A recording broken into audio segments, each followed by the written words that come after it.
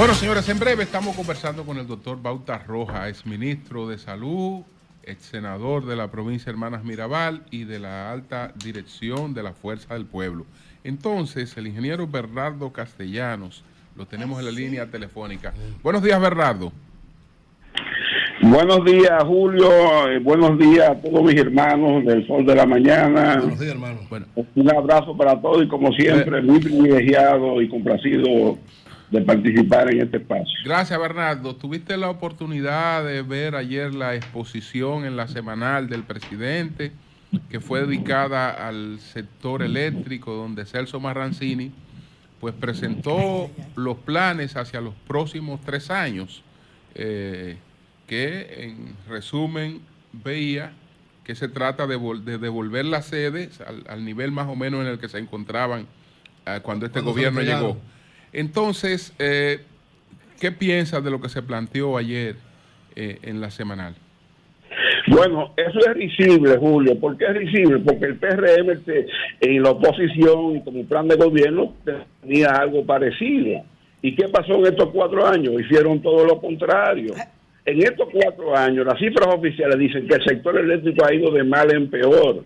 Aumento de pérdidas, disminución de la inversión, reducción de pérdidas. Para que tengan una idea, en el programa de gobierno del PRM se comprometió que como mínimo iban a invertir anualmente 170 millones de dólares solamente en reducción de pérdidas. Y eso no se ha hecho en ningún año. Quizás este año se llegue, quizás. Pero en los otros años nunca se llegó ahí, eran 115, 120 millones.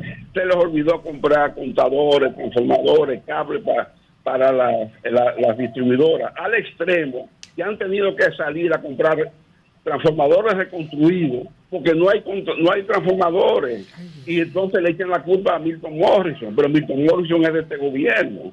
Entonces, en 4 años se ha tirado al zafacón 5,000 millones de dólares en transferencia al sector eléctrico, y no han sido capaces de coger 1,000 millones o 650 millones que se anuncia ahora para invertir en reducción de pérdidas. Entonces, tenemos que este año el presupuesto complementario se ha asignado 6,000 millones de pesos adicionales a lo que se presupuestaron 85,000 millones, la cifra no la recuerdo exactamente, para aumentar la transferencia al sector eléctrico. Y eso ocurre concomitantemente con una reducción significativa en los precios del carbón y del gas natural, que suplen el 80% de la energía que se consume en este país. Y recientemente Punta Catalina emitió una declaración ante un reportaje de que sus ingresos habían bajado, y la explicación que da es que los ingresos han bajado porque el precio del carbón ha bajado. Entonces, ¿cuál ha sido la realidad? Si suben los precios de los combustibles, sube el subsidio. Si baja, sube el subsidio. Entonces, el problema, ¿dónde está? En la distribuidora. Celso declara, yo me sorprendo, honestamente lo digo, con todo el respeto y el afecto que le tengo a Celso, con una relación de mi niñez, con su familia y la familia de su esposa. O sea, me van a decir a mí que 4 años después es que descubren que hay 800,000 usuarios de energía que no se le cobra, y según Celso no se le cobra porque no se le factura. ¿Por qué no se le factura? Porque no han instalado contadores. ¿Y de quién es la responsabilidad de instalar los contadores a los clientes? Es de la distribuidora. Entonces no es verdad que el dominicano es mala paga, como se ha dicho, o que el dominicano Bernardo, vive a lujo. Porque, déjame terminar esta idea, porque aquí las distribuidoras cobran el 95% de la energía que facturan. Entonces, más de 2 millones de clientes son gente de clase media baja que consume menos de 200 kilovatios hora al mes. Entonces, el pobre paga si le facturan. Pero si no le facturan, porque no hay medición, no le pueden cobrar. Bernardo, el problema lo genera la distribuidora, no la sociedad. Y lo peor de todo esto es que hoy día seguimos con la misma crisis. La situación de hoy día es peor que la que había el 16 de agosto del 2020. Sí, en eso estamos de acuerdo, Bernardo. Pero con la nueva situación, el hecho de que ahora sería un sector con un liderazgo que no había tenido liderazgo, no había tenido dirección realmente ese sector, ¿las cosas no pueden ser diferentes? Bueno, siempre hay la expectativa de que sean diferentes, pero Celso tiene 9 meses frente a la distribuidora y hasta ahora no hay nada ha cambiado porque las pérdidas siguen creciendo. Y mire, yo quiero leer esta parte de la declaración de Celso ayer, porque quiero precisar sobre el financiamiento. Dice, el financiamiento provendrá en gran parte de la banca multilateral, que ha comprometido un total de 650 millones de dólares para las 3 E's. De esa suma, 155 millones de dólares estarán destinados a subestaciones en el sur, mientras que 120 millones a subestaciones en el norte, 36 millones a alumbrado público, y esto es lo alarmante, 75 millones para la rehabilitación de redes eléctricas. O sea, tenemos pérdidas del orden del 40% de las 3 distribuidoras y solo 75 millones para rehabilitación de redes. Lo que va a subestaciones que se necesita es básicamente para mejorar la calidad del servicio, por el tema de que están sobrecargadas. Entonces, sí. Y otro detalle que quiero decir, yo busqué en el Banco Mundial, y el Banco Mundial aprobó en diciembre un financiamiento del sector eléctrico de 255 millones de dólares, que todavía no he encontrado que ni siquiera haya sido sometido al Congreso y mucho menos aprobado. No encontré esa información.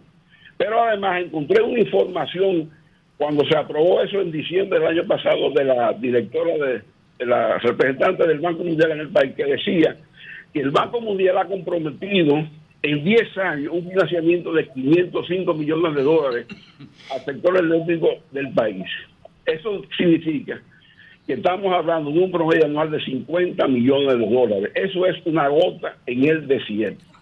Eso es una gota en el desierto. Y el BAN y el BID, yo busqué en la página del BID, no encontré un financiamiento al sector eléctrico en términos de inversión en reducción de pérdidas. Lo que encontré es un financiamiento para descarbonización, que eso es muchos informes y planes, pero nada para reducir el problema acuciante que está en las altas pérdidas, sí. Y el tema de la falta de contadores. Bernardo. Entonces realmente Celso tiene liderazgo, claro que lo tiene, eso nadie se lo cuestiona, pero los hechos están hablando por sí solos. Él dirigió CD en el 2009-2012 y al final, y hay que reconocerle, tuvo el valor de hacer auditoría en las 3 distribuidoras, que nunca se había hecho, y el resultado fueron que perdieron en el 2011 más de 300 millones de dólares. Y hoy día esa pérdida tiene que, si la pérdida del tribunal tiene que estar por encima de los 600 millones de dólares. Bernardo. Bernardo, esperanza siempre la tendremos. Ajá, ahora bien. lo que tenemos es resultados. Bien. Bernardo, sobre la declaración de Celso de que hay 800,000 clientes que no pagan, que no se facturan, que no se le pagan, y si con esta estrategia es posible que se pueda llevar a esa meta que tienen de volver otra vez a las pérdidas que encontraron cuando llegaron. Bueno, los 800,000 es lo que yo dije. Ahora que se dan cuenta que ahora fue que lo descubrieron. Sí, pero o sea, se dieron cuenta, pues es verdad eso y eso. ¿Tú crees que pueda enfrentarse eficazmente ahora? A confesión de parte, relevo de pruebas. ellos manejan información que yo no manejo. Bueno. Y además eso se sabía. Ahora, una cosa es la estrategia teórica, y otra cosa es la ejecución. Y si es por el antecedente, yo tengo dudas razonables que si no pudieron cumplir en 4 años la meta de invertir 170 millones de dólares como mínimo anual en reducción de pérdidas, ¿quién me garantiza a mí que ahora, con una situación económica difícil, en medio de una reforma fiscal que el gobierno reclama ingresos, en donde nadie quiere sacrificarse, los empresarios no quieren ceder sus privilegios de exenciones fiscales, no quieren que le pongan impuestos, la clase media no tiene pellejo para que la sigan cortando. Los multilaterales nada más tienen comprometidos 255 millones de dólares y ya aprobados, y faltan 300 que algún día el Banco Mundial lo va a conocer. O sea, Bernardo, el plan en el papel luce bien, todo el mundo ha tenido plan, son las ejecutorias las que valen. Bernardo, Bernardo, y hay que tener claro, los funcionarios no están para hacer denuncias, están para ejecutar y para resolver. Bernardo, tú mismo has dicho, y me has dicho en el programa, y lo repites constantemente, que no es solamente la cuestión de la recuperación, que las pérdidas, sino la inversión en nuevos proyectos. ¿A qué nivel estaría eso? Porque tenemos lo de Montecristi, etcétera. Dime. Mire, hay un atraso importante en toda esa generación termoeléctrica que se ha anunciado. Son 1.600 megavatios que se han comprometido en contratos con la distribuidora a 15 años. Y esos contratos van a generar un pago anual, llueve, truene o vente, o sea, se genere o no se genere un vatio hora de por lo menos $500 millones. Con eso, que hay que pagarlo aunque no genere un kilovatio.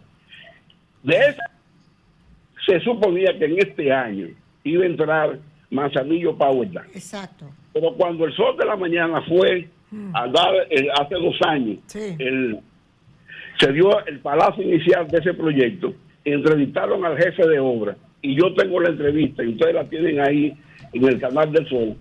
Él admitió que en ese momento no tenían contratos de suministro de gas natural, y que la expectativa era que en el 2024, cuando se suponía que la planta iba a entrar, iban a tener el contrato. ¿Lo tienen? No lo sé. Yo tengo mis dudas, pero yo no puedo afirmarlo.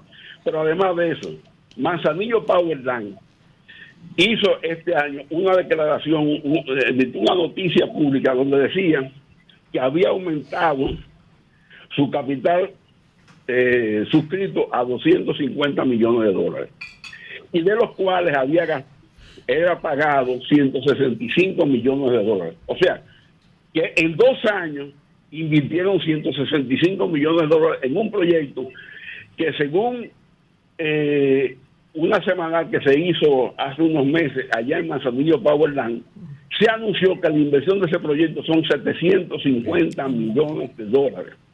Si han gastado 165 y la inversión son 750, faltan más o menos $600 millones. Y yo me pregunto, si en 2 años solamente fueron capaces de invertir $165 millones, van a invertir en un año $600 millones. Han hecho cierre financiero. Un cierre financiero de esa magnitud, de $600 millones, implica por lo menos 8 o 9 bancos. Porque los bancos no se exponen mucho en los financiamientos por temas de protección y de seguridad y de prudencia, por política de los préstamos. Y además de eso, un cierre financiero de esa magnitud, una vez se inicia, toma entre 12 y 18 meses en cerrar para que entonces el financiamiento esté disponible. Entonces, ese proyecto, que se supone que es el que está más avanzado, tengo serias dudas de que entre el año que viene, como se está diciendo ahora. Bien. Y los 800 megavatios de Manzanillo, eso apenas comienza. Eso estará algún día. Y hay 400 megavatios que se asignaron ahora en la última licitación de este año, que eso apenas arranca. O sea que aquí hay, y eso lo vengo diciendo hace más de 2 años, y doña Consuelo es testigo, que me he cansado de decirlo en su programa, que hasta Frontera me ha dado, que toda esa inversión de generación térmica es un desafío financiero para este país, porque estamos hablando de $2.000 millones de inversión para 1.600 megavatios, y eso no es paja de coco. Bien, eso, pues gracias al ingeniero Bernardo, gracias al ingeniero Bernardo Castellanos, que es especialista en este tema y también especialista en proyectos hidroeléctricos. Y el PRM. Gracias. Cambio fuera.